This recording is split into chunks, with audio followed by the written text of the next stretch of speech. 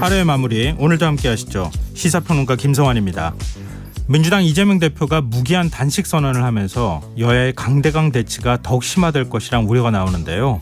한 주간 있었던 정치권 움직임 잠시 뒤 뉴스 외전에서 자세히 분석해 보겠습니다. 북상하던 태풍이 당초 우려와 달리 우리나라를 비켜갈 것으로 예측되고 있죠. 다만 태풍의 영향으로 주말까지 국지성 호우가 내릴 것으로 보이는데요. 우려할 점은 없는지 더 깊이 들여다보는 인터뷰 시간에 전문가와 얘기 나눠보겠습니다. 김성환의 시사에는 청취자 여러분들의 관심과 참여 기다립니다. 방송 내용과 관련해 의견 있으신 분들은 문자 보내주십시오. 당첨된 분들께는 모바일 쿠폰 보내드릴 텐데요. 참여하실 번호는 샵9730이고요. 짧은 문자 50원, 긴 문자는 100원의 이용료가 부과됩니다. 또 저희 방송을 유튜브를 통해서도 실시간으로 시청 또 참여하실 수 있는데요. KBS 1라디오 채널 들어오셔서 구독, 좋아요 많이 눌러주시길 부탁드립니다. 김성환의 시사야, 그럼 지금 시작하겠습니다.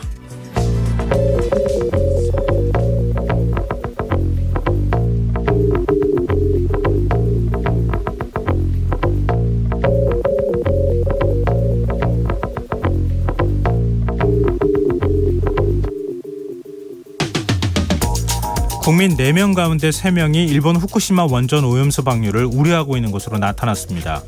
여론조사 전문기관인 한국갤럽이 지난달 29일부터 31일까지 사흘 동안 성인 남녀 1,002명을 대상으로 진행한 자체 정례 조사에서 후쿠시마 오염수 방류로 우리 해양과 수산물이 오염될까 걱정된다는 응답이 75%를 차지했다고 하는데요. 방류 위험성이 과장됐다고 보느냐라는 질문에 대해서는 과반이 넘는 54%가 과장되지 않았다고 답한 반면 과장됐다고 보는 의견은 35%에 그쳤다고 하는데요. 눈길을 끄는 점은 여권 지지자나 스스로를 보수 성향이라고 이야기한 응답자의 절반가량이 오염수 방류에 우려를 드러냈다는 점입니다. 그만큼 국민적 불안감이 크다는 이야기일 텐데요. 이런 결과 정부는 어떻게 받아들이고 있을까요? 오늘 진행된 후쿠시마 오염수 관련 정부 1일 브리핑에서 박구영 국무조정실 국무 1차장은 여론조사 결과에 대해 아쉬움을 드러냈다고 합니다. 국민들께서 걱정하는 부분은 이해하지만 팩트를 정확하게 인식하고 그에 따라 선택을 한 건지 엄정하게 돌아볼 필요가 있다. 이런 입장을 밝힌 건데요. 비슷한 발언은 한독수 국무총리 입에서도 나왔습니다. 어제 국회 예결위에 출석한 한 총리는 단 하나의 조사도 후쿠시마에서 나오는 오염수를 과학적인 기준 하에서 처리해 방류한 경우 건강에 위해하지 않다는 주장에 대해 어떻게 생각하시냐고 묻지 않았다며 여론조사 방식에 문제가 있다는 취지의 이야기를 했다는데요. 정말 여론조사의 문항이 잘못돼서 오염수 방류를 우려하는 여론이 압도적으로 높게 나타난 걸까요?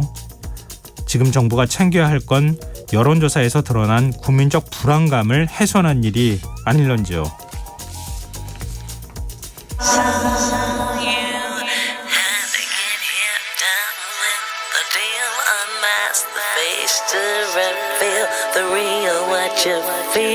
You and your everyday situations, all the unnecessary complications. 오늘 밤 당신 안에 꿈틀거리는 지식 충전 본능이 깨어납니다. 여러분의 자유탐구 영역 김성환의 시사야.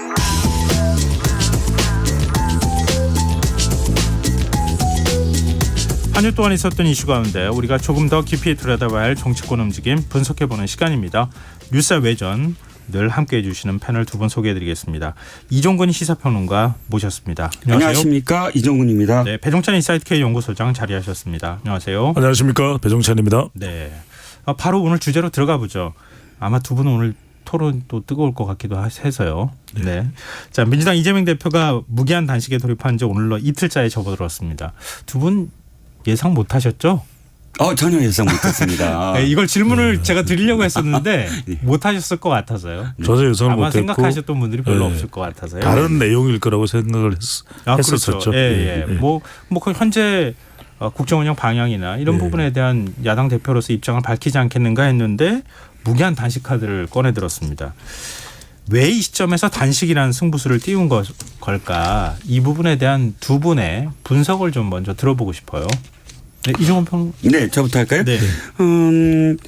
이게 지금 저는 우리 배종찬 소장님하고 저하고 모두 한 목소리로 예상을 못했다. 이게 초점일 것 같아요. 예상을 못한 것이 가장 지금 중심이다. 왜냐하면 예. 바로 이겁니다.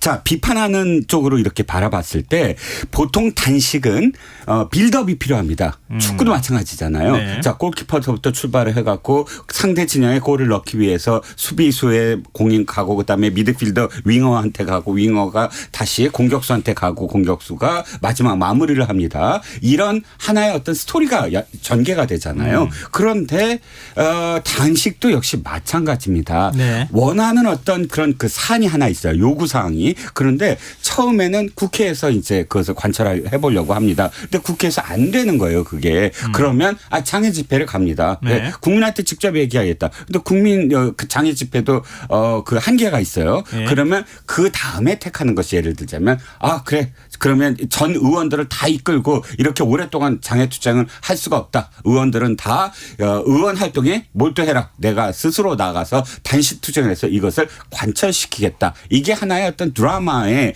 이 플롯들이거든요. 네. 그런데 이번에는 아마 당원들도 좀 놀랐을 거예요. 왜냐하면 지금 요구 사안들을 하나씩 보죠. 후쿠시마. 지금 후쿠시마가 방류되기 전부터 무슨 어떤 뭐 단식 결기가 있었느냐? 아니잖아요. 그 방류된 이후에 그다음 방류된 이후에 어떤 요구 사항이 있었는데 물론 장애 집회가 있었지만 장애 집회에서 어떻게 됐죠? 국회의원들 현역 의원들조차도 사실 참석률이 떨어졌습니다. 예. 부산 자가치 시장에서 했던 그 장애 집회에서는 현역 의원이 8명밖에 없었어요. 이런 상황들 최근에 뭐 서울 광화문에서 했지만 네. 제가 보기에 광우병이나 사드 기억하시잖아요. 그때와 비교했을 때 얼마나 많이 모였을까요? 그럼 장애 집회 열기가 없다는 얘기예요. 네. 그러면 이 이슈 자체가 과연 진짜 대표가 갑자기 나서서 결기 있게 어떤 것을 요구해서 관철이 되느냐. 예. 실질적으로 후쿠시마 이 오염 처리수 문제는 정부가 지금 어떤 입장을 그러니까 야당 대표의 어떤 입장을 들어줄 수 있는 사항이 아니라는 거죠. 네. 뭐 다른 것도 마찬가지입니다. 그렇다면 갑작스럽게 이렇게 한 이유가 뭘까? 당연히 당내 문제. 지지자들을 결집해서 당내 지금 이견이 굉장히 많잖아요. 네. 이를테면 그날 벌어졌던 게 바로 김남국 의원의 제명 부결 사태입니다. 그 진짜 심각한 문제였어요. 네. 다음 다음날 언론이 그러니까 이 진보 보수 할 것 없이 모두 사설해서 비판적인 어떤 태도를 취할 정도로 큰 문제였는데 이 이슈가 그냥 덮어져 버렸어요. 네. 사실 비명계에서 이 이슈가 굉장히 큰 이슈로 생각을 하고 당일날 토론회도 열었거든요. 비명계만 따로. 그러니까 이런 이슈들을 잠재우고 개딸 등 지지자들의 어떤 열기를 드높여서 네. 자신이 이슈를 이끌어 나가겠다 하는 그런 정치적 목적이다라는 생각이 듭니다. 네. 뭐 빌드업이 안 돼 있는 뜬금없는 단식이었다. 뭐 이렇게 제가 풀어서 설명하자면 감사합니다. 네. 그리고 당내 결속이나 이런 것들 그리고 또 좀 악재라고 하는 걸 좀 덮기 위한 또 사법 리스크 또 방탄용 뭐 이렇게 네. 국민의힘에서도 얘기하고 있는데요. 그런 목적이 다 포함되어 있는 것이다 이렇게 분석해 주셨거든요. 어떻게 보세요, 배롱찬 소장님? 그렇게 이해가 될 수 있겠죠. 하지만 네. 이제 여기서 중요한 것은 단식은 갑작스러운 이제 단식 결정은 예상하기 힘들었지만 우리가 예상할 수 있는 게 있잖아요. 네. 뭡니까? 계속 검찰 소환이 될 것이다. 그리고 10월이 됐든 언제가 됐든 간에 또 공직선거법 위반 재판에 1심 선고 결과가 나올 것이다.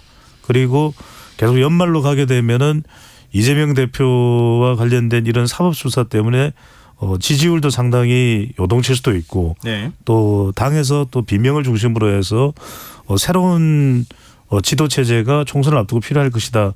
그건 예상이 되지 않습니까? 네. 그렇다면 딱히 그러면은 그런 예상되는 것에 대해서 뭐 불체포 특권 관련돼서 이야기하는 하나 하는 것만으로 또는 이제 그냥 체포 동의안이 오면 가결시키고 또 나가서 구속영장 실체 심사를 받겠다는 것만으로 해소가 안 될 거라고 보는 거죠. 그러니까 예상되는 앞으로의 이 닥쳐올 그 위험 요인에 대해서 과연 어떤 선택을 하는 것이 가장 지금으로서는 효과적일까라고 판단한 게 이제 이재명 대표의 단식 선언이라고 봐야죠. 네. 왜냐하면 지금 오늘도 우리가 기회 있으면은 말씀드릴 수도 있을 텐데 지지율 상황이 상당히 안 좋고 네. 또 그리고 단식에 들어가니까 확실히 이종근 평론가 말씀하신 대로 다들 결집이 되고 있거든요. 지금 네. 일단은 당 내부가 이런 것 자체가 효과고 다른 수단을 찾을 수가 없는 거죠. 그러니까 이재명 대표로서는 윤석열 대통령이 연차 내에서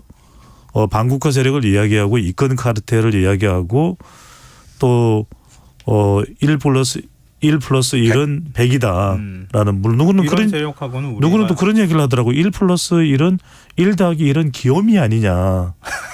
네. 네. 그런 이야기도 근데 하는데 정 반대잖아요. 그래서 이제 대통령급은 많은 국민들이 또 놀랬다라는 거죠. 그래서 그 이야기인즉슨 이런 상황이 전개된다면 다른 선택이 없겠구나 하는 이제 이재명 대표로서는 꺼내들 수 있는 사실상 마지막 카드를 꺼내든 셈이라고 봐야 되겠죠. 네. 방금 전에 지지율 얘기하셨기 때문에 네. 변찬 소장께서 눈이 약간 좀 침침하시니까 제가 지지율을 그냥 소개해드리고 넘어가도록 너무 하겠습니다. 감사합니다. 천사 네. 같은 방송 시사야. 자, 한국갤럽이 자체적으로 지난달 29일부터 31일까지 사흘 동안 전국 만 18세 이상 1,002명을 대상으로 조사를 했는데요. 국민의힘은 정당 지지율이 34%, 민주당은 27%, 정의당은 5%였습니다. 지지하는 정당이 없는 무당층은 32%인 것으로 나타났는데요. 국민의힘은 지난주하고 동일했고 민주당은 5%포인트 감소를 해서 윤석열 정부 출범 이후 가장 낮은 수치를 보였습니다. 지지율을 좀 지역별로 살펴보면 서울과 충청권은 물론이고 텃밭인 호남 지지율이 큰 폭으로 떨어졌는데요. 광주 전라 지역의 민주당 지지율이 지난주 절반을 넘긴 51%였는데 이번 주에는 43%로 내려갔고요. 서울의 경우에 지난주 37%에서 26%로 11%포인트나 하락을 했습니다. 국민의힘은 같은 기간 7%포인트 상승했습니다. 여론조사 자세한 내용은 중앙선거 여론조사 심의위원회 홈페이지를 참조하시면 됩니다. 네. 그러니까 민주당이 상당히 위기 상황인 것만은 뭐 부인하기 어려울 것 같아요. 이 여론조사 결과를 보면. 이 결과가 상당히 주목을 할 만합니다. 왜냐하면은 다른 경우에는 이제 더불어민주당의 이 기능 자체 또는 역할 대응에 대해서 이제 비판하는 목소리가 높은데 이걸 가만히 보시면은 이 조사에서 대통령의 지지율도 1%포인트 하락했습니다. 1%포인트 네네. 하락했는데 네. 그러면은 보통 이제 대통령 지지율이 하락했는데 국민의힘은 지금 변화가 없어요. 그리고 이제 민주당은 지지율이 이 갤럽 조사 기준으로 볼 때 상당히 이제 최저 수준으로 내려가는 결과거든요. 네. 근데 가만히 보시면 호남의 지지율이 내려갔고 또 더불어민주당의 서울 지지율이 내려갔거든요. 예. 서울도 서울에서 내려간 건 대부분 호남 연고가 있는 호남 출향 서울 거주자라고 볼 수 있는 추론해 볼 수 있는 것이죠. 네. 그 이야기는 뭐냐면 아니 대통령에 대해서도 이렇게 부정평가가 높고 또 여러 가지 민감한 현안에 대해서 홍범도 흉상이 근데 민주당은 뭐 특별하게 뭐 대안을 내놓는 게 있느냐 대안이 있느냐 이 부분에 대한 질책이 뒤따르는 지지율의 평가라고 봐야 되겠죠. 윤석열 대통령 지지율을 잠깐 말씀하셨으니까요. 33%. 네. 그러니까 전주보다 1%포인트가 그러니까요. 내려갔습니다. 예. 예. 뭐 정확하게 얘기하면 저기죠 국정 수행 평가율이고 예. 긍정이 예. 내려갔다 올라갔다 이렇게 되고요. 저는 좀 비슷한 어떤 그 베이스로 생각을 하시는 것 같아서 조금 다르게 말씀을 드리면 예. 이제 민주당의 지지율은 완전 바닥이다. 저는 더 바닥으로 내려갈 일은 없을 것 같아요. 그러니까 지금 민주당이 갖고 있는 모든 문제가 다 집약돼서 여기까지 왔다라는 겁니다. 무슨 얘기냐면 자 올라갈 수 있는 호재는 많은데 그게 작용이 안 되는 거예요. 네. 만약 그게 그 요인만 제거하면 올라갈 수 그러니까 아주 상승할 수 있는 그런 지금 사이클이다. 그러면 딱 다 드러난 거죠. 어떤 것? 즉 이재명 당대표가 갖고 있는 리스크가 지금 이 민주당 지지율이 올라갈 수 있는 것들을 다 틀어막고 있다. 이렇게 지금 해석이 될 수밖에 없거든요. 네. 외적 환경들이 다 지금 자신들한테 좋은데 내적인 부분, 내적인 어떤 개혁이나 혁신이 되지 아니한 부분, 특히나 선거를 앞두면 다 당들이 반성을 하고 성찰을 하고 내가 이렇게 하겠습니다. 저렇게 하겠습니다. 이렇게 경쟁을 해야 되는데 네. 도리어 지금 혁신위가 내놓은 안은 국민들이 바라봤을 때 아니 이 당이 진짜 반성한 거야? 뭐 성찰을 하는 거야? 뭔가 바뀌는 거야? 이렇게 기대를 갖게 못 만들었거든요. 그러면 저는 이재명 대표가 자신이 갖고 있는 어떤 그런 리스크라든지 또는 그런 모든 그 부작용들만 스스로 나서서 제거할 수만 있다면 이 당은 이제 더 이상 내려갈 데가 없다. 거꾸로 국민의힘은 여기서 자신이 싸면 안 된다. 국민의힘은 정말로 이 힘으로서 자신의 정책적인 어떤 이슈라든지 정치적인 어떤 이슈로서 이 자신이 올라간 게 전혀 아니거든요. 예. 상대적으로 지금 올라가 있는 것처럼 보일 뿐이니까 네. 현재 국민의힘이 이 지지율을 갖고 희희낙낙해서는 안 된다. 굉장히 위기 상황이다. 왜? 민주당은 바닥을 치고 올라갈 수 있지만 국민의힘은 더 떨어질 가능성이 더 높다라는 겁니다. 근데 저는 조금 아니 근데 그 말씀은 맞는 말이긴 한데요. 예, 예. 바닥인 것은 굉장히 심각한 일인데 바닥이니까 더 올라갈 가능성만 있어서 아니 그러니까 더 이상 내려갈 데가 어디 있겠습니까? 아마 그래도 저기 제1야당 170석인데 20% 이내로 떨어질 수는 없잖아요. 이 말씀은 드려야 될 것 같아요. 지지율이라는 것도 이 수치는 어떻게 될지 모르는 겁니다. 네. 왜냐하면은 이명박 전 대통령이 2008년에 대통령 임기를 시작하고 난 이후에 있었던 총선에서는 압승을 하거든요. 네. 압승을 하는데 광우병 사태가 터지자 바로 뭐 10%대 지지율까지도 내려갔었어요. 그러니까 그건 상상조차 못했던 수치지만 일어나거든요. 그런데 네.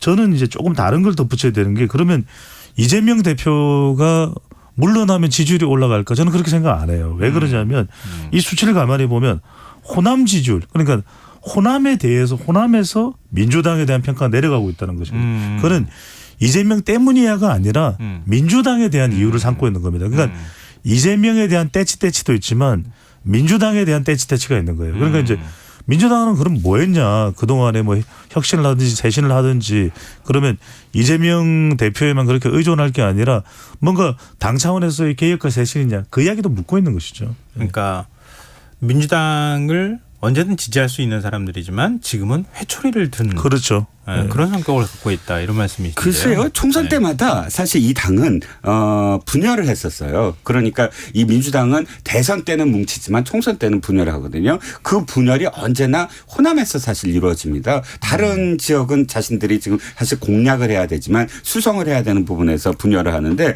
분열을 하는 가장 큰 이유가 저는 당이 아니라 사실 대표라든지 혹은 차기 대통령감이거든요. 지금 호남이 늘 이 민주당에 투자를 하는 건 민주당이 이뻐서 이게 아니라 지금 민주당에 누구를 선택을 하면 우리가 이 어떤 권력을 쟁취할 수 있다. 호남이 네네. 그런 네. 언제나 그런 플러스 알파의 어떤 가치를 갖고 사람을 보는 그런 정치를 지금까지 해왔습니다. 그래서 호남이 언제나 호남 출신의 대선 후보를 선택하지 않아요. 결과적으로는 왜 이게 그렇게 되면 갇히게 된다. 그러니까 확장성이 필요하다. 그래서 늘 영남 후보를 선택하는 이유가 그 확장성이고 그 확장성이 그러니까 바로 인물에 대한 어떤 선택이었다. 그런데 이재명 대표에 대해서 이제는 점점 의심을 하기 시작하는 거죠. 네. 이재명 대표 체제로 계속 우리가 지지를 보냈을 때 당의 지지를 보냈을 때 과연 우리가 그 총선이나 혹은 그 지선이나 그 차기 대선까지 또다시 계속 패배하지 않을까라는 지금 두려움이 서서히 나타나고 있다. 이렇게 해석하는 게 조금 더 구체적으로 바라보는 게 아닐까. 그러니까 이종근 평론가 말씀이 틀리지 않았는데 제가 드리는 말씀은 그럼 누굴 대체할 사람이 지금 있냐는 거죠. 대체할 만한 사람이 없어요. 그래서 이게 딜레마예요. 네. 그러니까 대체할 사람도 없기 때문에 이재명 대표가 물러나고 나면 더 큰 혼돈이 올 수도 있거든요. 그래서 일단은 총선까지 지금 더불어민주당의 핵심 지지층들은 이재명 대표의 지지 비율이 상당히 단단하게 결집되어 있는 것이 그런 이유죠. 네. 없다는 거예요. 예. 네. 근데 지금 이제 이 질문 하나만 좀 더 드리고 넘어갔으면 좋겠는데요. 제1야당 대표가 지금 단식에 들어갔어요. 무기한 단식입니다. 근데 사람은 곡기를 끊고 살 수 있는 시간이라는 게 어느 정도 정해져 있는 거 아닙니까? 그러면 야당 대표가 이렇게 뭔가를 내걸고 단식을 했다고 하면 이른바 출구 전략이 있었어야 되는 거 아니냐. 이런 지적이 당내에서도 좀 나오는 것 같아요. 근데 이재명 대표가 3가지 요구 조건을 걸었어요. 대통령은 민생 파괴 민주주의 훼손에 대해 국민께 사죄하고 국정 방향을 국민 중심으로 바꾸라. 이게 첫 번째고요. 두 번째가 일본 핵 오염수 투기에 반대 입장 천명하고 국제해양재판소에 제소하라. 세 번째가 전면적 국정 쇄신과 개각을 단행하라. 이렇게 요약하자면 3가지거든요. 근데 뭐 이거는 윤석열 대통령이 받을 건지 말 건지에 대해서 너무 긴 시간을 얘기할 필요는 없을 것 같고요. 일단 받을 가능성이 두 분은 있다고 보십니까? 없다고 봅니다. 예. 불가능하죠. 네. 없다고 보신다고 하면 그럼 출구 전략이 없다는 얘기네요. 그러면 이재명 대표의 단식을 통해서 민주당은 무엇을 얻어갈 것이냐.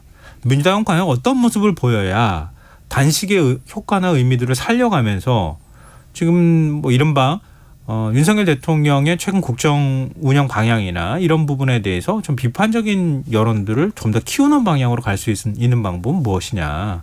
이런 거에 대한 의견이 혹시 있으시면. 그러니까 제가 먼저 말씀드리면은 이재명 대표가 무기한이라고 하는데 우리가 동그라미 칠 필요 있을 것 같아요. 왜냐하면 지지율도 지금 굉장히 흔들리고 있고 예. 호남을 우리가 강조했던 이유는 민주당에 뭐 두말할 필요도 없이 지지 기반은 호사화, 호남 40대 화이트 칼라거든요. 예. 근데 뭐 코인 뭐 돈봉투로 인해서 수도권에 또 40대 화이트 칼라가 흔들리기도 했고 방금 예. 전에 우리가 지지율 분석해드렸듯이 지금은 호남도 흔들리고 있거든요. 그러면 이런 상황에서 무기한이라는 이야기는 뭐냐면 이 무기한이라는 시점을 저는 총선까지로 읽습니다. 총선. 총선까지 어떻게 그러니까 단식을 어떻게 합니까? 가능해요? 총선까지 단식을 한다는 의미보다는 예.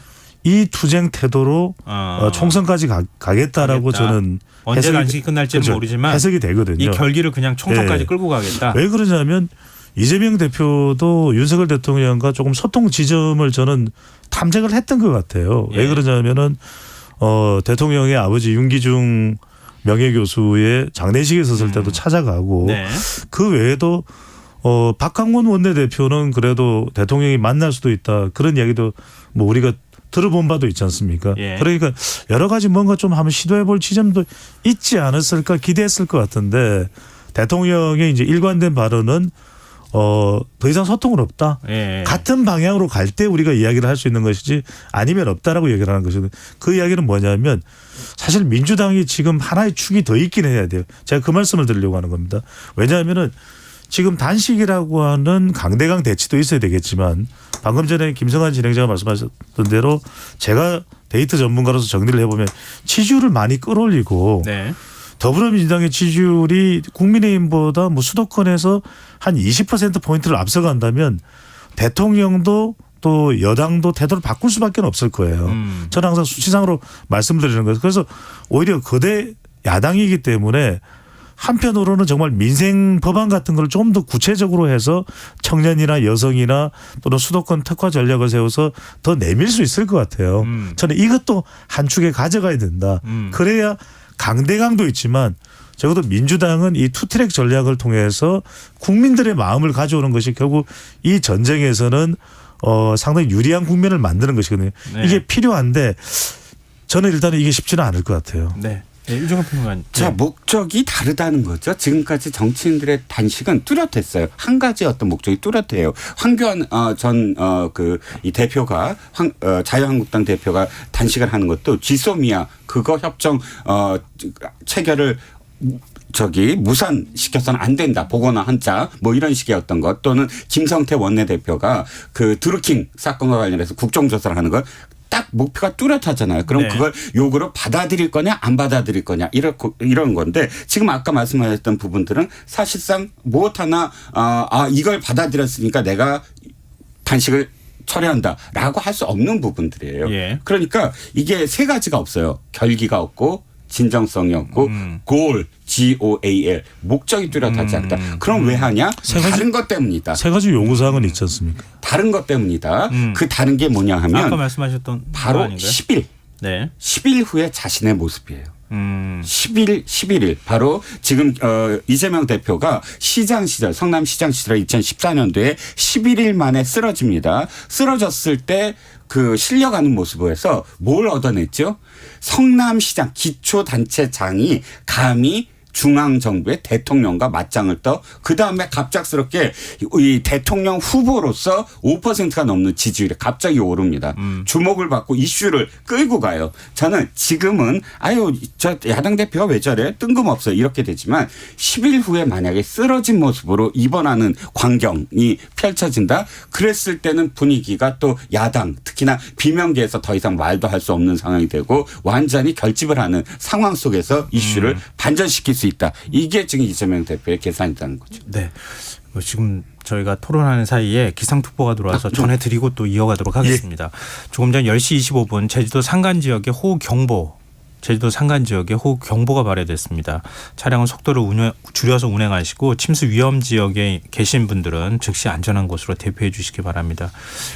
지금 남부지방을 중심으로 해서 제주도까지 이렇게 비가 국지성으로 이렇게 많이 쏟아지는 현상이 나타나는데요. 안전사고에 사고 발생하지 않도록 각별한 주의해 주셨으면 좋겠습니다. 얘기를 좀 화제를 조금 전환하면서 얘기를 좀 했으면 좋겠는데요. 보통은 제1야당 대표가 뭐 무리한 요구를 하는 경우도 있죠. 그리고 안 받는 경우도 있기는 한데 이렇게 단식을 하게 된다고 하면 그동안에 윤석열 대통령은 취임 이후에 야당 대표를 한 번도 안 만났잖아요. 그리고 지금 여야 대표도 안 만나고 있는 상황이거든요.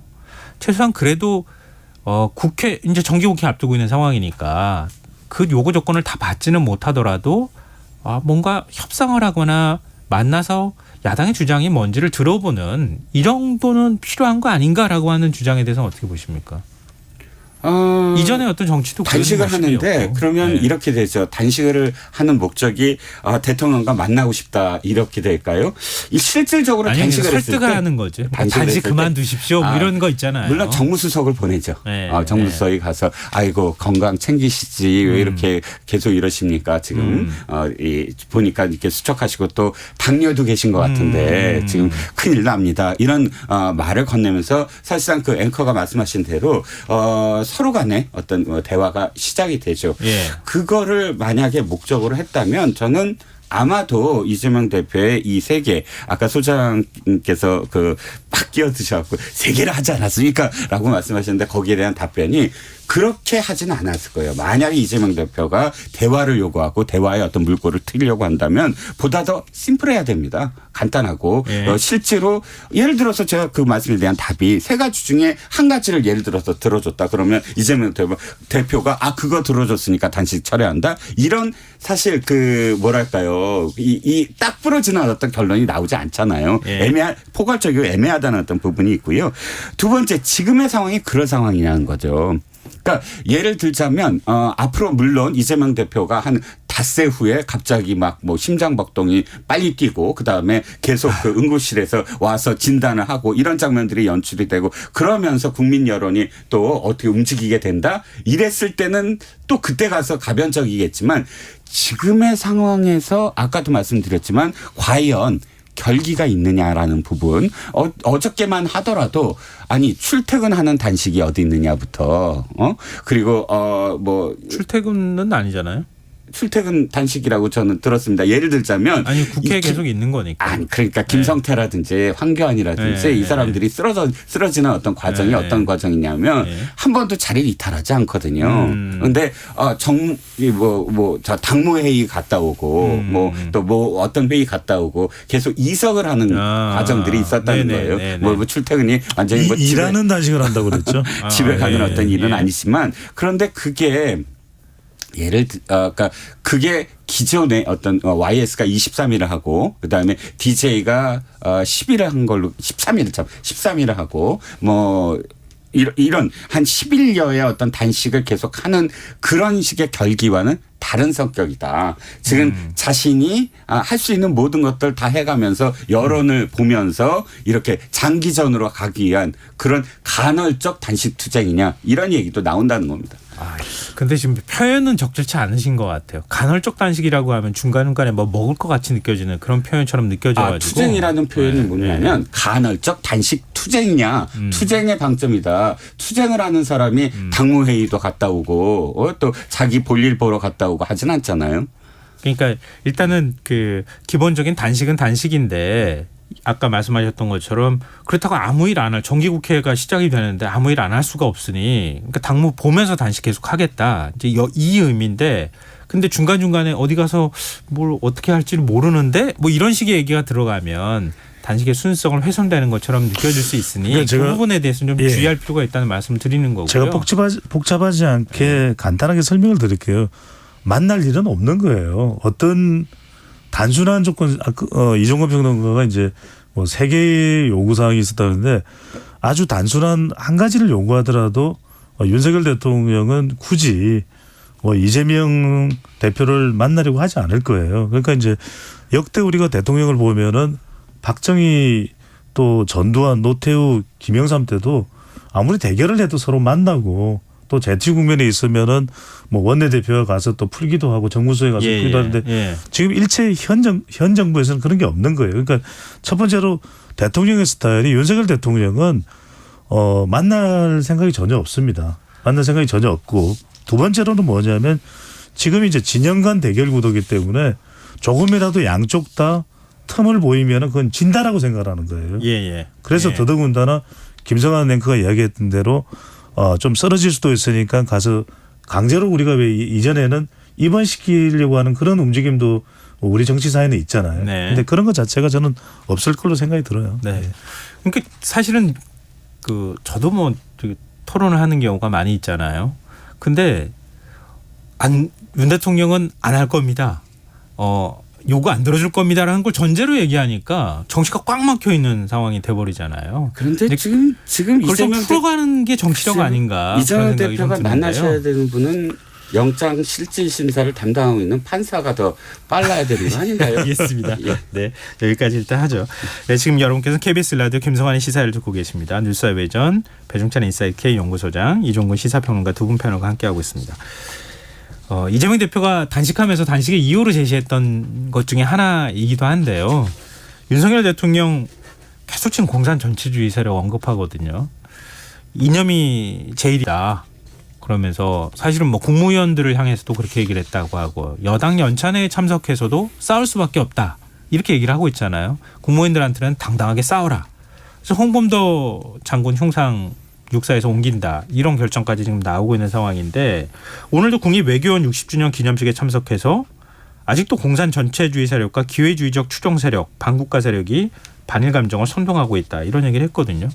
근데 일단 이종근 평론가께 좀 여쭤보고 싶어요. 네. 윤석열 대통령이 이 갑자기라고 표현하면 좀 그럴 것 같지만 그러니까 8.15 경축사 그 전후를 시점으로 해서 굉장히 발언들이 이런 거칠게 이렇게 나오거든요. 이념지향적인 발언들이 많이 나와요. 그 배경이 뭐라고 보십니까? 앵커님께서는 거칠다 이렇게 표현하셨는데 거칠다라는 게 어떤 부분에서 거칠다는 건지는 잘 모르겠습니다. 아니, 예를 들어서 싸워라. 이런 의미니까. 공산 전체주의라는 표현이 거칠다라고 여겨지시는 건지 저는 일단 윤석열 대통령이 생각을 갖게 된 그 부분이 언제부터냐라고 말씀을 하신다면 검찰총장의 취임사와 그다음에 퇴임사를 보면 뭐 공산주의 세력이라고 표현되지는 않지만 그러나 이념적인 자유민주주의를 강조를 하고 그다음에 이런 그러니까 이념적인 어떤 부분에 있어서 굉장히 보수지향적인 그런 그 표현들이 많습니다. 그건 기본적으로 그 당시만 하더라도 민주당 의원들이 이렇게 표현했어요. 아니 우리 문재인 대통령이 뽑아준 사람인데 왜 이렇게 취임사나 혹은 중간중간에 검사들한테 하는 연설을 보면 또는 신년사를 보면 왜 이렇게 보수야? 라는 그런 그러니까 비판적 시각을 가질 정도로 기본적으로 뭐 시장주의자고 그다음에 이념적으로는 자유민주주의를 늘 강조했던 그런 사람이고요. 지금 이렇게 그 반일 감정 운운했던 부분들은 반작용이라고 저는 생각을 해요. 지난 5년 동안 사실상 문재인 정부가 추구했던 것은 친중 아니면 반일 친중 그다음에 예를 들어서 반동맹 그러니까 일본과의 동맹이라든지 또는 미국과의 어떤 동맹이라든지 이런 부분과에 있어서 거리를 두는 것이 더 많지 않았느냐. 실질적으로 가장 우려되는 부분들이 이런 부분들입니다. 이 정부 들어서 가장 많은 수의 간첩단이 적발이 됐어요. 보통 간첩단 사건이 적발이 됐을 때 진보 민변이라든지 또는 진보 진영에서 제일 먼저 지금 목소리를 높이는 게 이겁니다. 증거가 있느냐. 이거는 삭깔론이다. 그런데 이번에 그런 소리가 없어요. 왜? 너무나 증거가 뚜렷했기 때문에 이미 북한의 어떤 지령이라든지 이런 부분들이 너무나 뚜렷해서 기존의 민변에서 간첩단 사건 나오면 제일 먼저 하는 소리가 이겁니다. 아니 도대체 지령문도 하나 없는데 어떻게 이렇게 간첩단 사건을 가짜로 발표해. 이런 어떤 주장이 많았지만 이번엔 그런 주장조차도 할 수 없을 정도로 창원 간첩단이라든지 청주 간첩단 뚜렷한 간첩단 사건이 등장을 하고요. 이런 상황 속에서 홍범도 정율성 논쟁은 정말 몰랐던 부분들 우리가 근대사에 있어서 북한과 관련돼서 예를 들어서 북한에 넘어간 사람들 중에 또는 북한에서 어떤 활동을 했던 사람들 중에 물론 항일운동을 한 사람들이 있습니다. 그런데 그 부분과 관련해서 사실 우리는 자세히 몰랐는데 네네. 와 정일성 같은 사람은 정말 6.25 때 서울까지 내려와서 또 49년도에는 김일성한테 표창까지 받는 그런 행적이 그대로 역사적으로 드러나 있었다. 네네. 홍범도 장군의 자유시 참변 얘기는 또 길어질 것 같아서. 그러니까요. 예, 제가 예. 지금 좀 얘기를 끊었으면 좋겠다고 예, 생각했던 게 홍범도 장군에 대한 역사적 평가 얘기로 넘어가면 지금 이제 시간이 한 2분 네네. 정도밖에 안 남아서 거기까지 가기는 조금 더 저희 시간이 1분만 어려울 것 같고요. 근데 지금 말씀하셨던 거 가운데 윤석열 대통령의 취임사하고 검찰총장 시절에 네. 취임사에 자유민주주의하고 독재 이런 표현들이 들어갔잖아요. 네네. 상당히 그때도 정치하는 거 아니야 이런 얘기가 나왔는데 자유민주주의 얘기를 한 거하고 네. 공산주의 전체 세력 얘기한 건 좀 다르잖아요. 자유민주주의는 아니. 헌법상에 자유민주주의 표현이라는 것도 있고 예, 예. 그러니. 전 그 근데 논쟁을 그거하고- 만약 2분 동안 하실 수 있나요? 그러니까요. 예, 예. 이제 자유민주주의 독재랑 얘기했던 저는 거하고 아무런 말을 못했는데. 네, 그 공산주의 네. 전체 세력하고는 조금 다른 결의 얘기인 것 같아서 네네. 말씀드렸던 거고요. 그러니까- 그래서 그러니까 말씀하시죠. 이제 지금 상황을 이제 보는 데 있어서 우리가 간과해서는 안 되는 게 그거죠. 반대 세력의 간첩화. 네. 또 국정 운영의 또리 장군화 이게 돼서는 안 된다는 얘기죠. 그래서 이제 처음에 윤석열 대통령 임기가 시작됐을 때 대통령의 국정 철학이 뭐지 이렇게 다 물어봤었어요. 왜냐하면 네. 잘 그게 뚜렷하게 보이지가 않으니까. 그러니까 결과적으로 이제 우리가 확인하게 되는 것은 일관된 반공인 거죠. 그리고 거기에는 이제 반문이 합해져 있는 것이고 예. 그게 이제 지금은 강심장화돼서 나타나는 겁니다. 강화, 강. 그다음에 심화, 그다음에 장은 이제 장기화가 되는 거죠. 그래서 이제 윤석열 대통령이 지지율이 이제 35% 내외에서 윤석열 대통령의 지지층들은 결집이 돼 있거든요. 네. 그러면 이 상태로 계속 가서 이른바 반공, 반국가 세력, 이권 카르텔 이들이 이제 문재인 정부에서 이야기했던 마치 이제 적폐 청산처럼 작동이 되는 거예요. 그래서 홍범도도 다른 사람하고 다른 거 딱 하나입니다. 소련 공산당. 예. 공산당이고 문재인 정부에서 유해 이제 봉환이 이루어졌거든요. 그래서 이제 안 되는 거죠. 네. 마지막으로 하나만 좀 제가 여쭤보고 네네네. 싶어요. 지금 말씀하셨던 것처럼 간첩단 사건 얘기하셨잖아요. 네네. 윤석열 대통령 발언을 보면 우리 사회에 극단적인 이념을 가지고 있거나 아니면 친북 성향을 갖고 있는 아주 일부 사람이 있을 수 있겠으나 윤석열 대통령의 발언은 포괄적으로 야당을 겨냥하고 있는 듯한 모양이란 말이에요. 타겟팅을. 그리고 언론 같은 경우는 24시간 야권 언론들이 계속 정권에 대해서 뭐 험담하고 욕하는 것처럼 이렇게 표현한다거나 이런단 말이에요. 그러니까 굉장히 특정하지는 않지만 야당이나 야권 뭐 예를 들면 공영방송 이런 곳을 특정하고 있다는 생각을 계속 한단 말이에요. 근데 그거는 우리 사회 일부 세력이 하고 지금 전반적으로 야당을 겨냥하고 있다는 거하고는 좀 차원이 다른 얘기 아닙니까? 북한의 지령문을 한번 보시죠. 그 청주 간첩단 사건이나 혹은 창원 간첩단 사건에서의 지령문이 그것을 답해주고 있습니다. 그 지령문에는 어떻게 돼 있냐면 바로 민노총이라든지 혹은 그 진보단체와 그 다음에 야당을 포섭을 어떻게 해서 그러니까 그 실제로 야당에 어떻게 침투를 해야 된다는 것, 그 다음에 시기별로 구호를 어떻게 외쳐야 된다는 것까지 구체성을 띱니다. 그 구호들이 바로 윤석열 퇴진, 윤석열 탄핵, 그리고 후쿠시마 오염수 반일 감정 선동 이런 것들이 지금 나오는 구호와 아주 일치돼서 나온다는 거예요. 지금 이것이 특정 야당을 지목을 한다? 저는 그렇게 생각하지 않고요. 또 아까 극히 일부라고 표현하셨는데 극히 일부였으면 합니다만 그러나 안타깝게도 지금 현재의 그렇지 상황은 않다. 극히 일부가 아니라는 점입니다. 알겠습니다. 예. 예, 말씀을 듣는 것으로 오늘 마무리하겠습니다. 예. 뉴스사회전 지금까지 이종근 시사평론가 배종찬 인사이트 K연구소장 두 분과 함께했습니다. 오늘 말씀 고맙습니다. 감사합니다. 고맙습니다.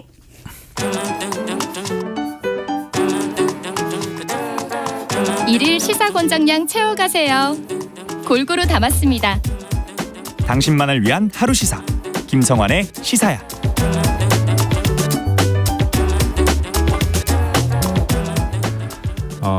이례적으로 세 개의 태풍이 동시에 북상 중인 가운데 한반도로 향하던 제11호 태풍 하이쿠이는 중국 내륙에 상륙할 것으로 보입니다. 하지만 지난 30일에 발생한 제12호 태풍 기러기가 변수인데요. 이 태풍의 크기와 이동 경로가 어떻게 될지 이재정 K웨더 예보팀장 연결해서 얘기 나눠보도록 하겠습니다. 팀장님 안녕하십니까? 네, 안녕하세요. 예, 지금 올라오는 태풍이 3개인 거죠? 네, 지금 총 3개의 태풍이 북상 중에 있는데요. 네. 지난달 24일에 만들어진 제9호 태풍 사올라 같은 경우는 강한 세력을 유지한 채 중국 홍콩 인근 바다에 위치하고 있고요. 예. 이후 제10호 태풍 담내이가 소멸하긴 했지만 제11호 태풍 하이쿠이와 제12호 태풍 기러기까지 총 3개의 태풍이 태풍의 세력을 유지한 채로 현재 북상 중에 있습니다. 지금 이렇게 세 개의 태풍이 한꺼번에 발생해서 한반도 근처까지 올라오는 건 흔히들 있는 일입니까? 굉장히 이례적인 거 아닙니까?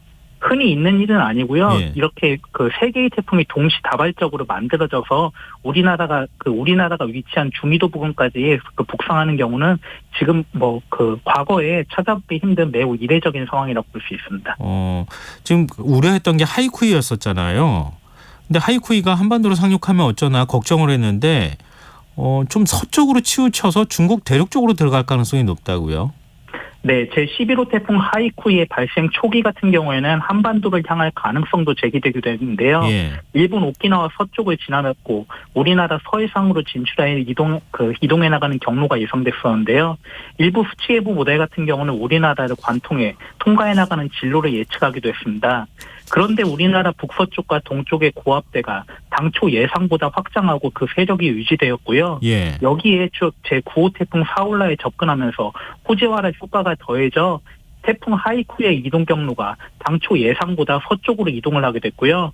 우리나라 서해상이 아닌 중국 남해안 북으로 상륙해 통과해 나가는 것으로 바뀌게 되었습니다. 후지와라 효과가 뭡니까?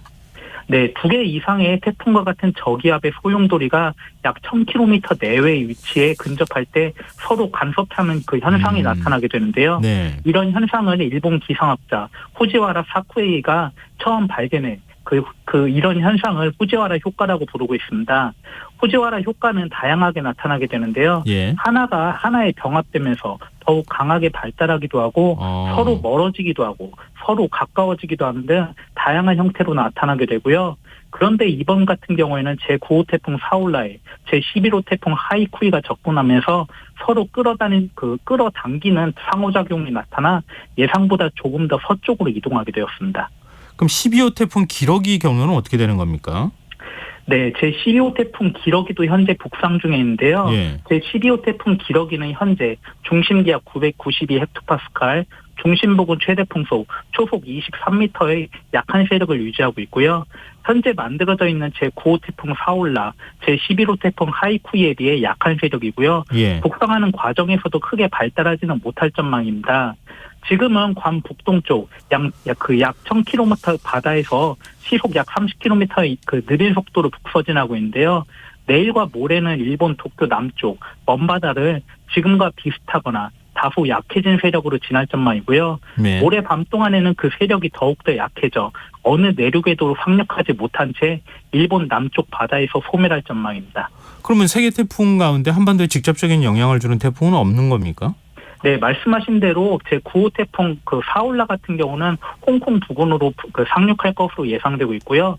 제11호 태풍은 중국 남쪽, 그리고 제12호 태풍 같은 경우는 어느 내륙에도 상륙하지 못한 채 바다에서 소멸할 전망입니다. 그렇군요. 근데 지금 이렇게 태풍이 세 개나 한꺼번에 만들어져서 사실 좀 걱정할 만큼 한반도 근처까지 이렇게 올라온 건 맞잖아요. 네, 근데 맞습니다. 이렇게 태풍이 이런 방식으로 형성이 되고 뭐 또 소멸하고 경로를 이렇게 거쳐가면서 가는 거, 이런 건 왜 이런 현상이 나타나는 겁니까? 기후변화 영향 때문입니까? 네, 기후변화의 영향도 있을 테고요. 지금 현재 태풍이 만들어지기 좋은 조건이기 때문입니다. 앞에서도 말씀드린 바와 같이 태풍 같은 경우는 고온의 바다가 방출하는 에너지를 공급받아서 발달하게 되는데 예. 태풍이 만들어지는 해역의 바닷물 온도가 현재 예년보다 2에서 3도가량 높은 상황이고요.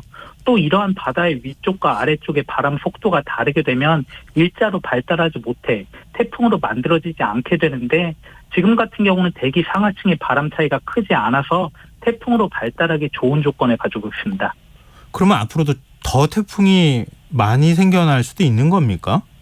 네, 방금 하신 말씀은 맞는 말씀이고요.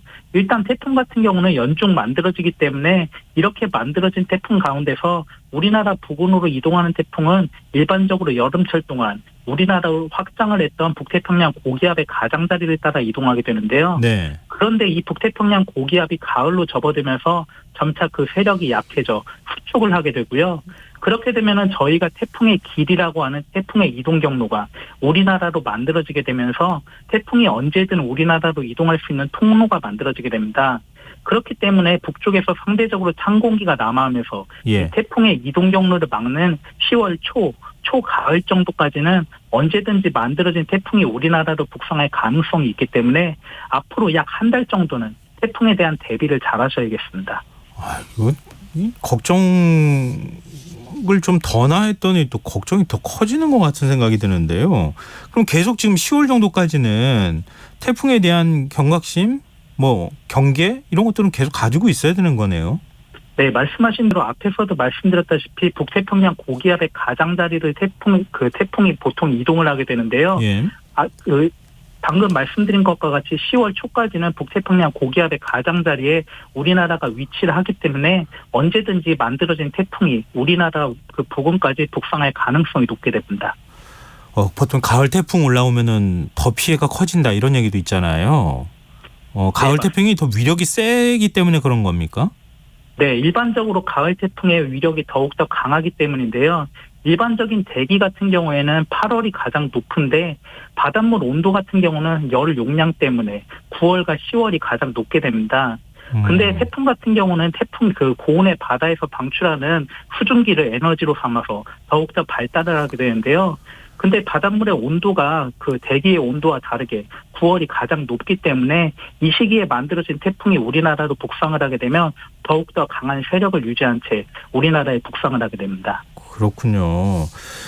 지금 남부 지역 중심으로 해서 또 지금 제주 지역에도 호우 경보가 발효되거나 이런 일이 벌어지고 있는 거잖아요. 그러면 태풍의 영향이 아닌 겁니까?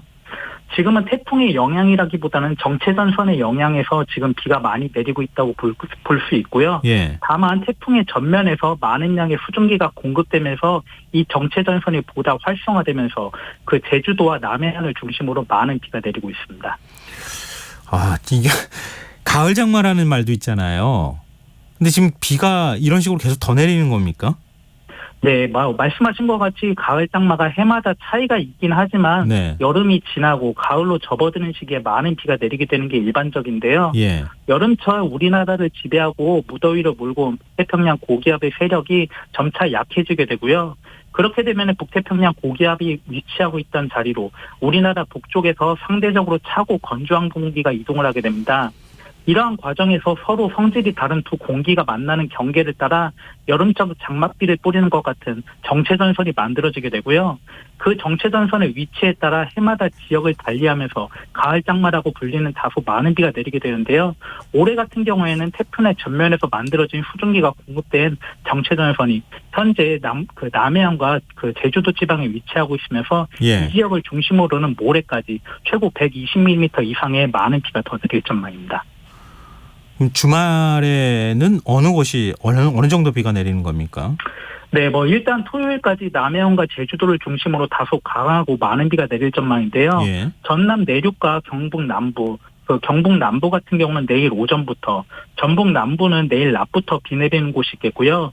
이러다 모레 일요일에는 이 비가 강원도를 제외한 전국으로 확대될 전망인데요. 예. 다만 일요일에 내리는 비 같은 경우에는 오랜 시간 지속되지 않고 강한 비로 내리기보다는 산발적으로 흐린 가운데 내렸다 그쳤다 하는 형태가 이어지면서 낮 동안에 소강 상태를 보이는 곳도 많을 전망인 만큼 주말 계획 세우시는 데는 이 점 참고하시면 좋겠습니다. 주말은 거의 전국적으로 비가 내린다. 특히 일요일은 그렇게 비가 내린다고 좀 생각을 좀 하고 있어야 되겠군요. 일요일에 내리는 비는 종일 흐린 가운데 산발적으로 내리기 때문에 예. 좀 작은 우산 하나 챙기시고 야외 활동을 하시는 건 괜찮을 전망입니다. 그러면은 다음 주는 어떻게 됩니까? 네, 주말 동안 내리는 비가 잠시 소강 상태를 보이다 월요일 같은 경우에는 제주도와 남해안, 화요일에는 수도권을 제외한 전국에 다시 한번 비 소식이 있는데요. 그 비가 그치고 나면 예년 이맘때의 초가을 날씨를 기대해도 좋을 전망이고요. 다음 주 서울을 기준으로는 기온 같은 경우 최저 23도 내외, 최고 29도 내외로 예년보다 조금 높은 정도의 분포를 보이면서 활동하기 좋을 전망입니다. 그럼 올가을에 비가 이렇게 자주 내리는 현상이 나타날 가능성이 있습니까? 네, 앞으로 올 가을 전체적으로 예상을 하기엔 조금 어려운 부분이 있지만 예. 9월달 같은 경우는 초반까지는 앞으로도 언제든지 저기압이 진화의 가능성이 높기 때문에 예. 앞으로도 이런 형태의 비는 잦을 전망입니다. 그렇군요. 근데 시간이 많이 남지는 않았는데요. 좀 궁금한 게 있어서요. 한반도 기후가 이제 완전히 바뀐 겁니까? 지금 계속적으로 한반도뿐만이 아니라 전 지구적으로 기후변화로 인한 지구온난화 현상이 나타나고 있고요. 그렇기 때문에 우리나라 같은 경우에도 올 여름 같은 경우에도 국지성 집중호우가 예년과는 다르게 계속적으로 나타나는 현상을 보이고 있고요. 이런 기후변화의 양상이 언제는 폭염, 언제는 폭우의 형태로 계속 다른 형태로 나타나고 있고요. 앞으로는 이런 기후변화가 계속적으로 더욱더 강화되고 있기 때문에 앞으로 기후는 앞으로 더욱더 변한다고 보시는 게 맞을 것 같습니다. 아유, 이제 걱정이 더 많이 드네요. 말씀 듣다 보니까. 네, 오늘 말씀 고맙습니다. 네, 고맙습니다. 네, 지금까지 이재정 KB에도 예보팀장이었습니다. KBS 1라디오 김성환의 시사 1부 순서 여기서 마무리하겠습니다. 전 11시 정각 2부에 다시 오겠습니다.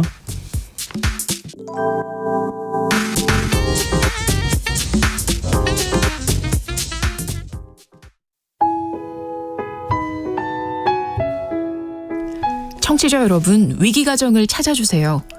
어려운 경제 상황 속에서 긴급한 경제적 지원이 필요한데도 복지 사각지대에 놓여 있어 아무런 지원도 받지 못하고 극한 상황으로 내몰리고 있는 위기 가정이 늘고 있습니다. KBS 강태원 복지재단에서는 사회 안전망에서 벗어나 위기에 처해 있는 가정을 발굴해 긴급 지원하는 사업을 진행합니다. 여러분 주위에 스스로의 힘만으로는 도저히 일어설 수 없는 힘든 이웃이 혹시 있는지 찾아봐 주세요.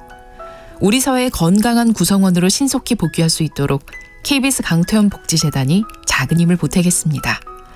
여러분의 제보 전화를 기다립니다. KBS 강태원 복지재단 제보 전화 1533-0900, 1533-0900입니다.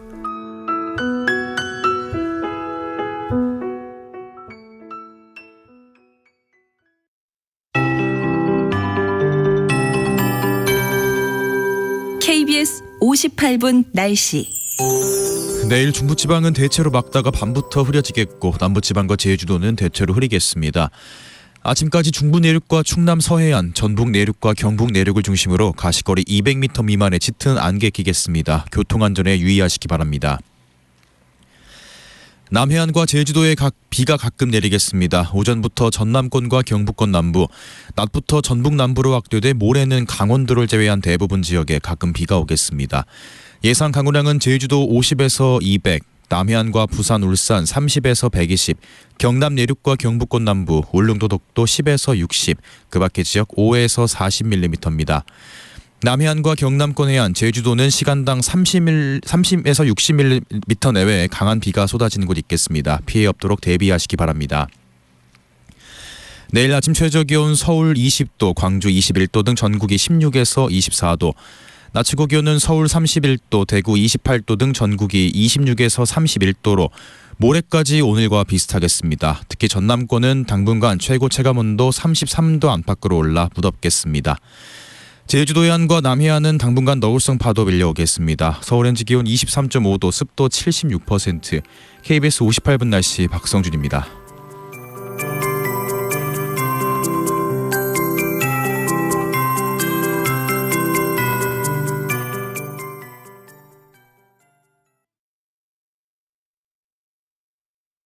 정성을 다하는 국민의 방송 KBS가 11시를 알려드립니다.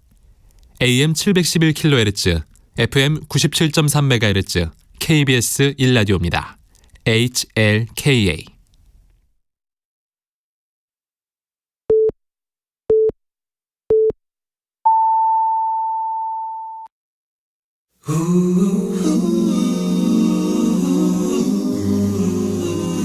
이 밤 그냥 보내긴 아쉬우니까요.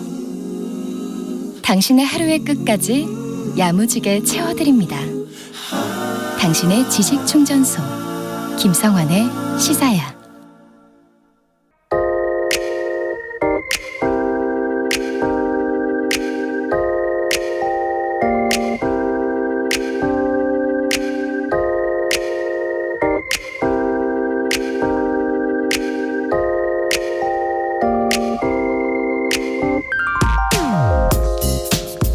이렇게 많은 사람의 땀방울이 모여 역사라는 물길을 만들어낸다.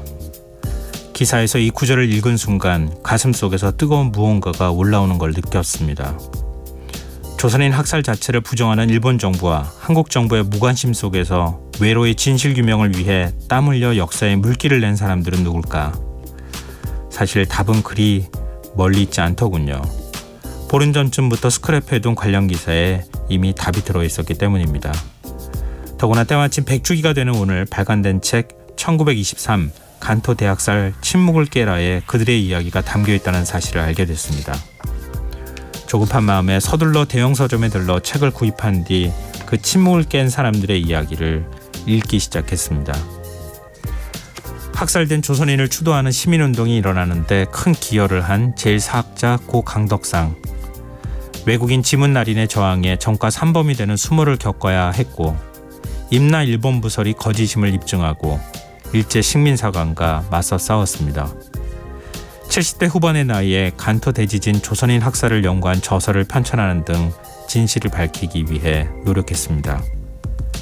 일본인 니시자키 마사오, 소학국 교사로 재직하던 중 메이지 대학에서 주일 관계사를 강의하던 강덕상을 만나 일제 강점과정과 차별정책을 배우고 1982년 간토 대학살 조선인 추도 모임을 결성하고 추도비를 건립하는 등 진실규명을 위해 노력하고 있습니다. 오충동 제1동포 다큐멘터리 감독, 대학 졸업작품으로 학살된 조선인 유골 발굴 현장을 영상으로 담아 1983년 감춰진 손톱자국이란 작품을 발표했습니다. 이 작품은 간토 대학살을 저지른 일본의 책임을 물은 최초의 영화로 기록되고 있습니다. 조선인 학살을 추모하는 가나가와현 실행위원회 대표 야마모토 스미코, 25세 나이에 처음 부임한 우쇼다 소학교에서 조선인 학생을 차별하는 데 충격을 받은 걸 계기로 간토 대학살의 진실을 알리는 데 일평생을 바쳤습니다. 그리고 일일이 이름을 다 열거하기 어려울 정도로 많은 간토 대학살 100년 치생자 추모식 실행위원회에 참여한 다나카 히로시 등 일본 전문가 192명과 시민단체 130여 곳. 이들의 노력이 없었다면 간토 대학살의 진실은 영원히 역사 속에 묻히고 오늘 추도 행사도 없었을지도 모릅니다. 이들의 피땀 흘린 노력, 그 헌신에 많은 사람들을 대신해 감사하다는 말씀을 꼭 전하고 싶습니다. 지금까지 오늘의 발견이었습니다.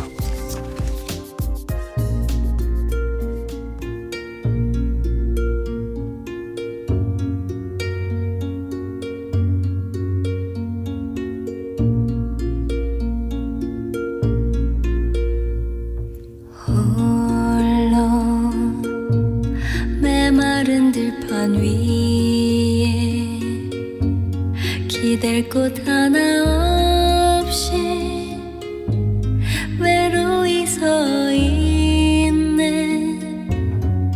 못다 핀 꽃 한 송이 기나긴 어둠 속에 태양은 뜨지 않아. 힘겨운 하루하루 눈물만 흐르네. 눈물아비 되어라. 서글픈 세월 맘을 적셔다오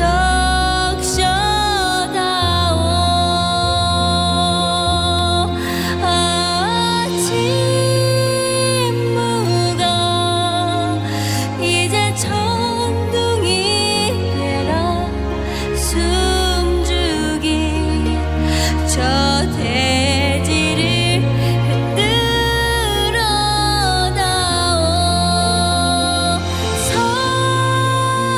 서름아 너는 폭풍이 되라 눈 감은 하늘을 모두 잠 깨워다오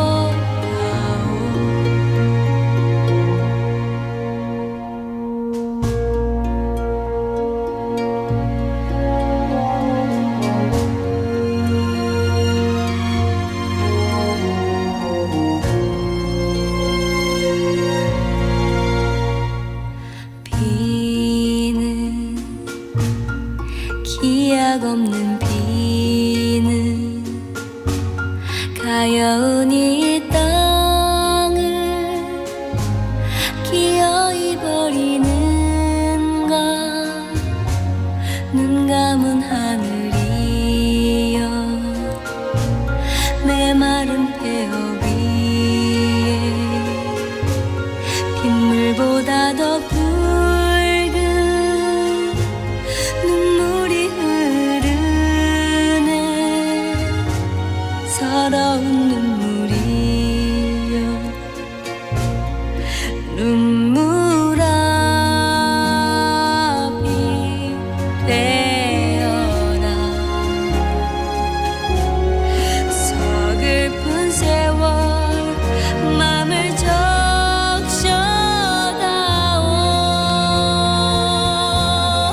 아침 무가 이제 천둥이 되라 숨죽인 저 대지를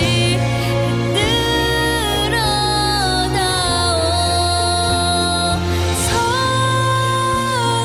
서름아 너는 폭풍이 되라 눈 감은 하늘을 모두 잠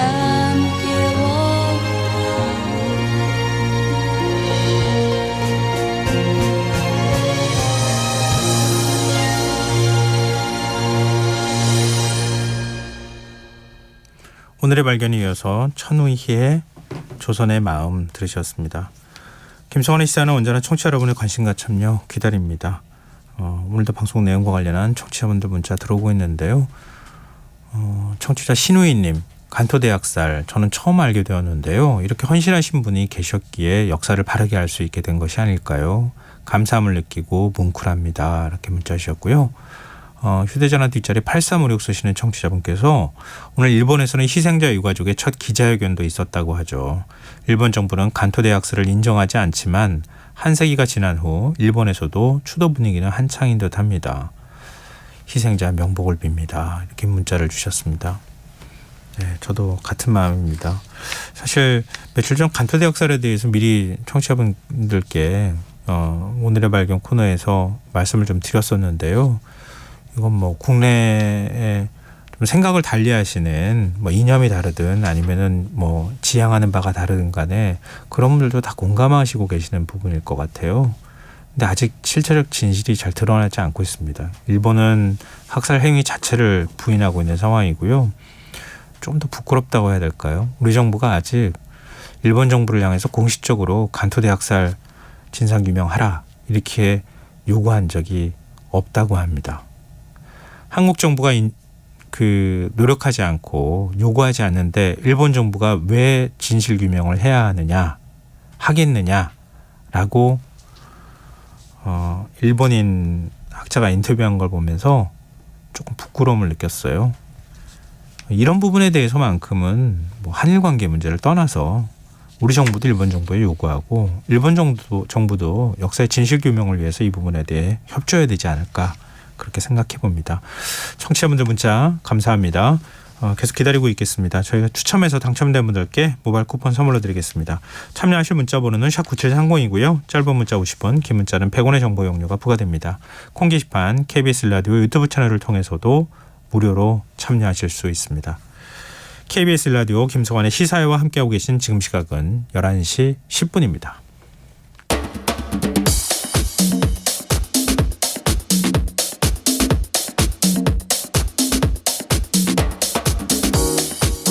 오늘 일어난 세상 곳곳의 소식들 당일 배송으로 전해드립니다.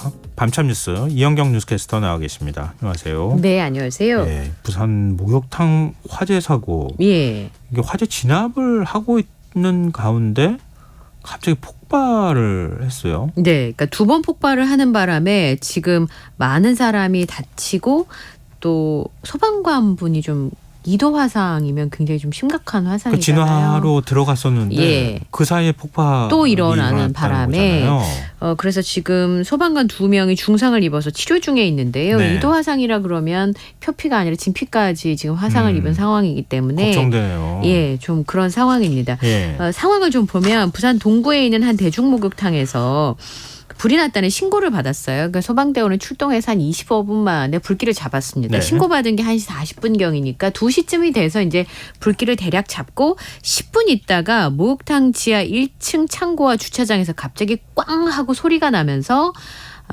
이제 폭발이 이어진 거예요. 2번째 폭발이 이어진 겁니다. 그래서 이 폭발로 21명이 다쳤고요.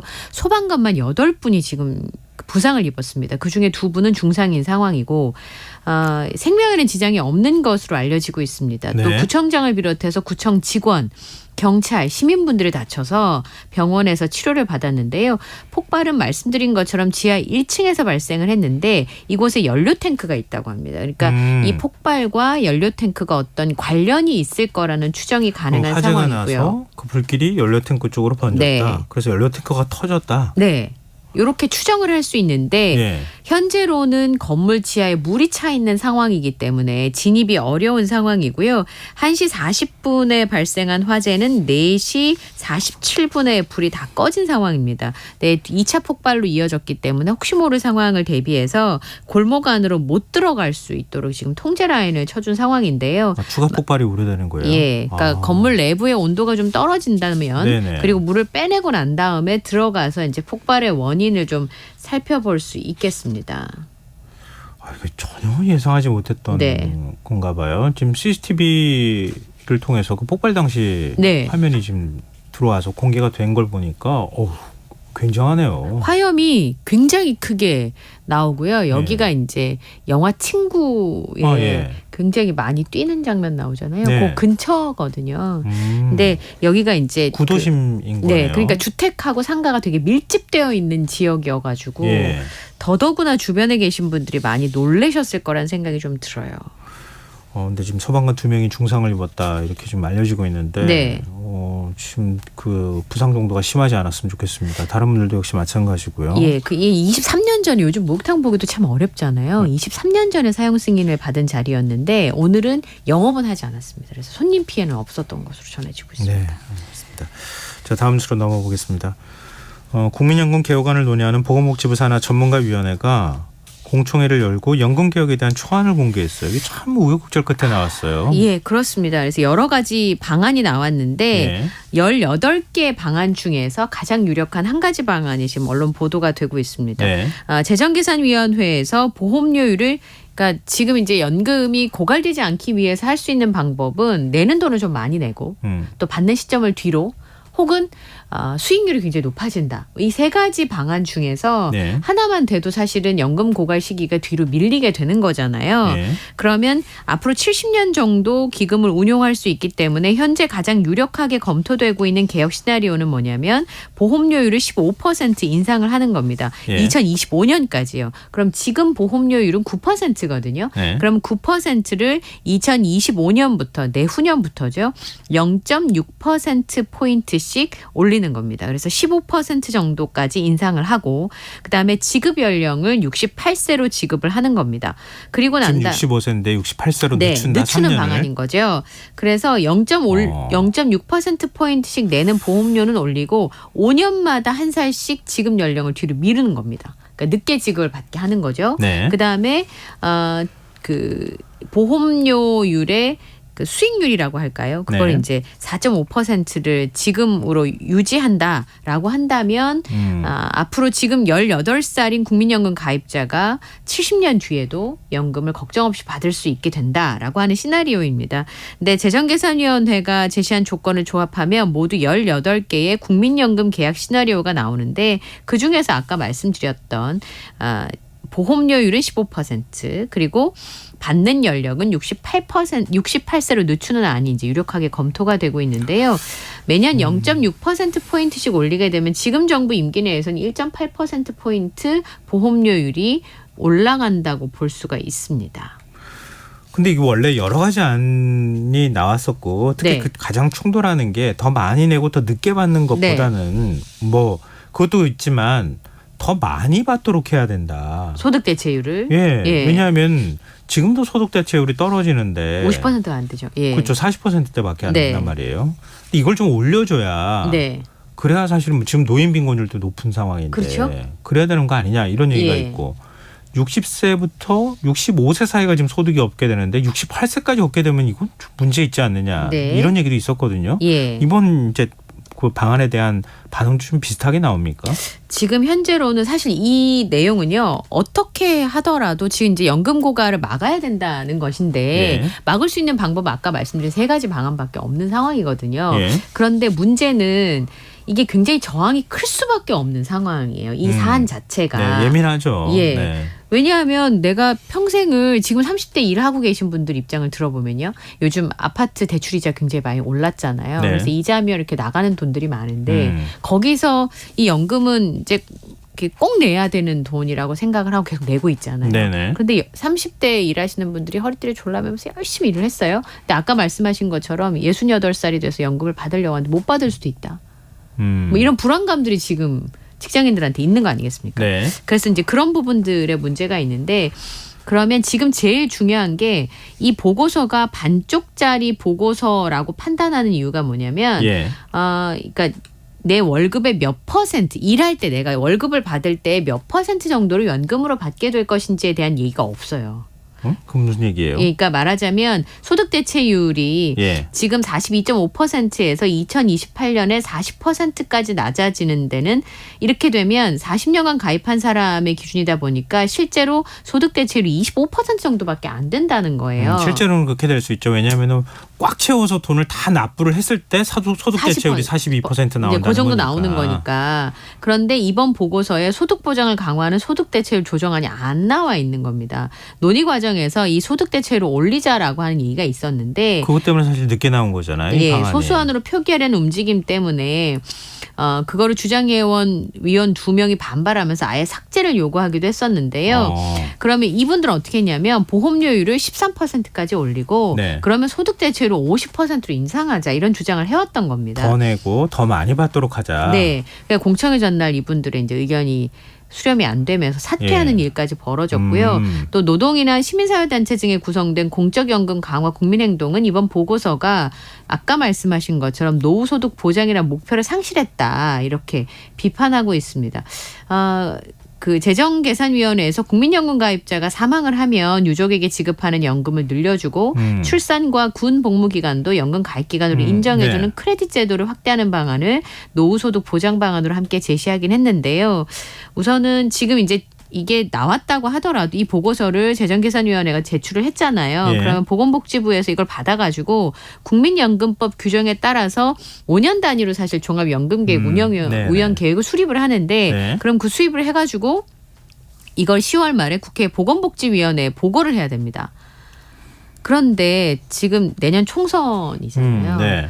국회 입장에서는 사실은 국민들의 저항이 굉장히 큰 연금개혁 방안을 과연 통과시켜 줄 수 있는지도 의문이고요. 그다음에 이거는 국민 설득이 굉장히 많이 필요해요. 프랑스의 상황을 프랑스 봤을 때도. 대규모 시위가 벌어지고 그랬잖아요. 네. 그런데 지금 국회에서 그 역할을 해줘야 된다고 저는 보는데 국회 연금특위의 민간자문위원회가 보고서 제출까지 지금 40여일밖에 안 난 상황이거든요. 네.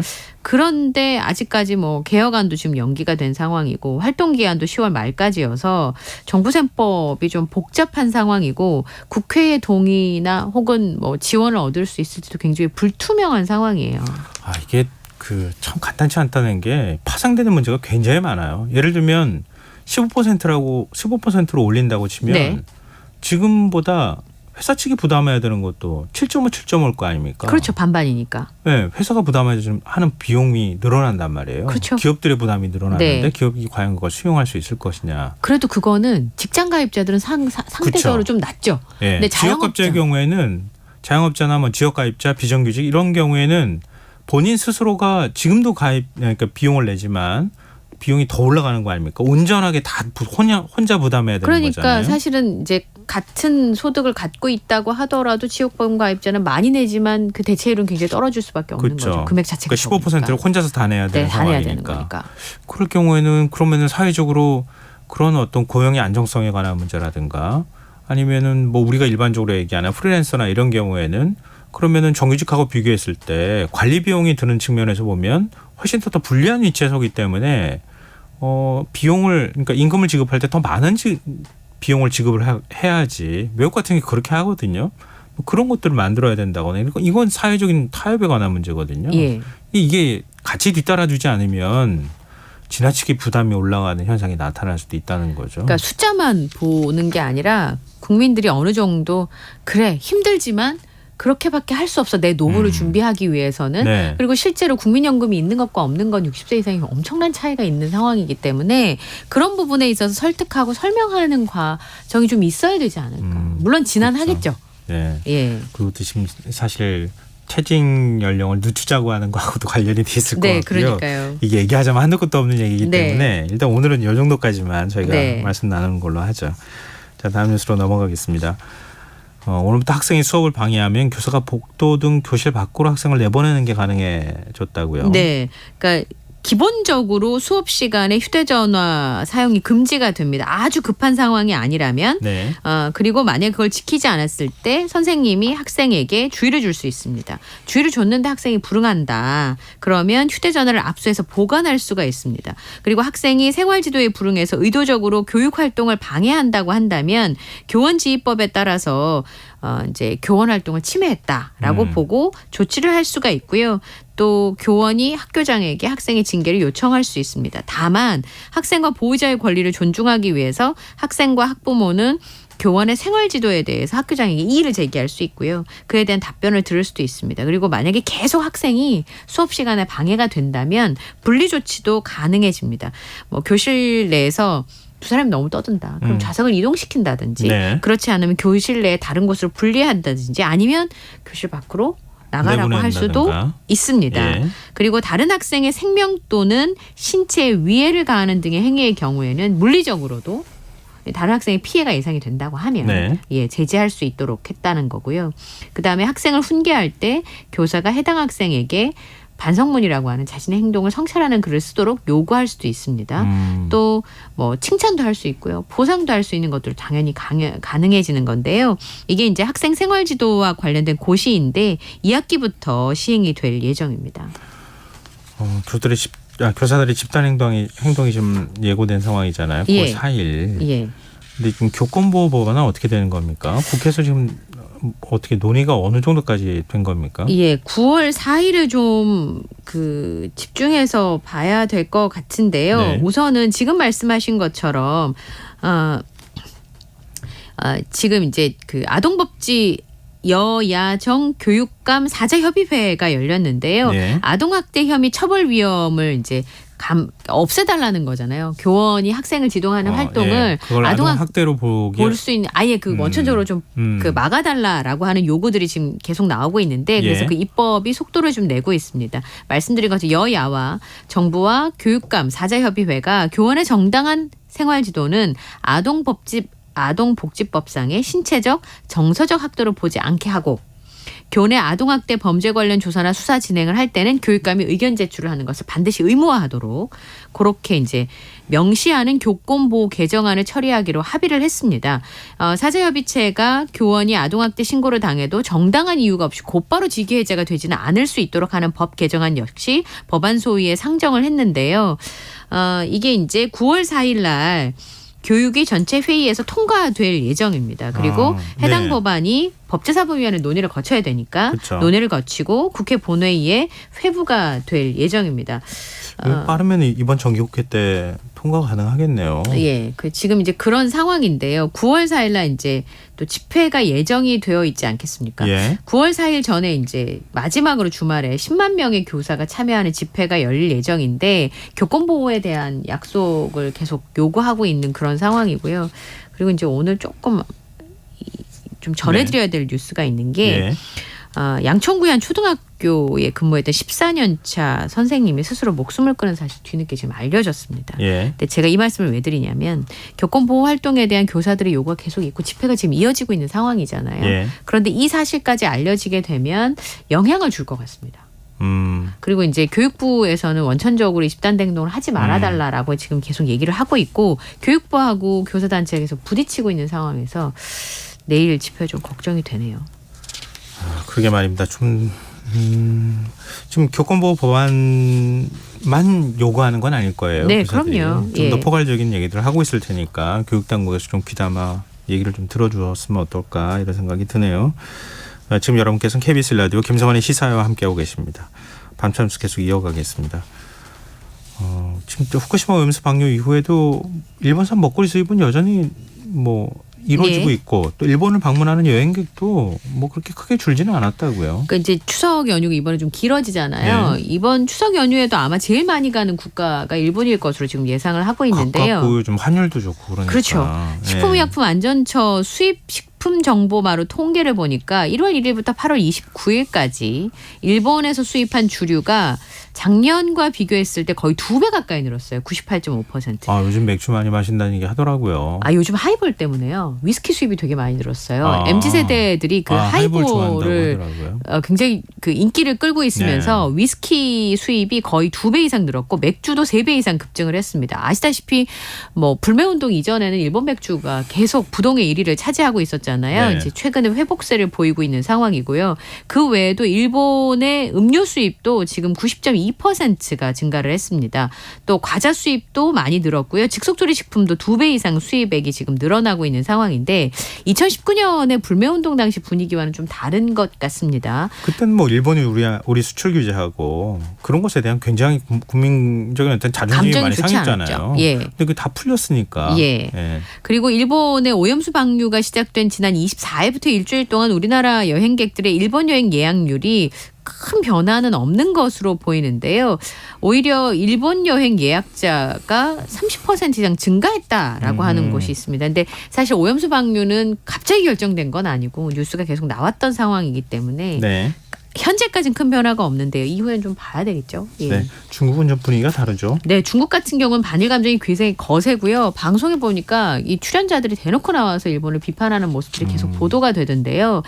중국 SNS에 일본 여행 예약 취소 인증글이 연달아 게시가 되고 있고 온라인 여행 플랫폼에서 일본행 항공권 예약이 3분의 1로 감소했다고 합니다. 그리고 오염수 방류를 비난하는 내용의 중국발 장난 전화가 일본 기관과 기업에 쇄도하면서 일본 외무성에서 유감을 표명하기도 했는데요. 심지어 외무성에서 주일 중국 대사를 초치해가지고 장난 전화에 대해서 항의를 하기도 했다고 합니다. 이 반일 감정이 굉장히 커지면서 오히려 일본 외무성에서는 중국에 체류하고 있는 일본인 관광객들에게 주의를 당부하고 있습니다. 홈페이지에 보면은 외출할 때 일본어를 큰 소리로 말하지 말고 신중한 언동에 유의해달라. 대사관을 방문할 필요가 있는 경우에는 대사관 주변 상황에 세심하게 주의를 기울여야 한다라는 내용이 있다고 합니다. 네, 자 다음 수로 넘어가 보겠습니다. 경기도 부천의 한 실내 동물원에 있는 동물들의 움직임이 좀 이상하다.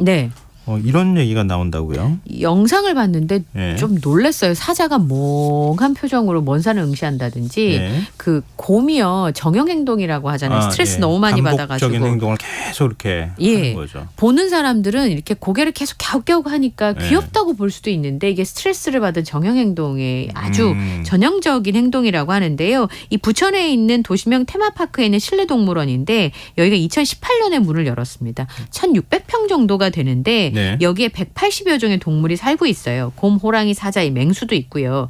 그런데 야생에서 생활을 하는데 40~50평 정도의 그 동물원 안에서 활동을 하는 건데 이게 1,600평은 좀 좁은 것 같은데요. 굉장히 좁아요. 그래서 네. 이렇게 실내 사육하는 것이 굉장히 비윤리적이라는 비판이 계속 있어 왔습니다.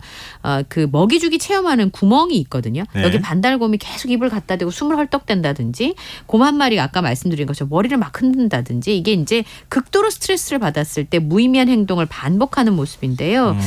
심지어 백호랑이가 유리벽 앞에 딱 붙어갖고 좌우로 배회하면서 1시간 동안 꼼짝을 하지 않고 있었다고 합니다. 실제로는 막 축 늘어진 사자의 모습도 볼 수가 있고요.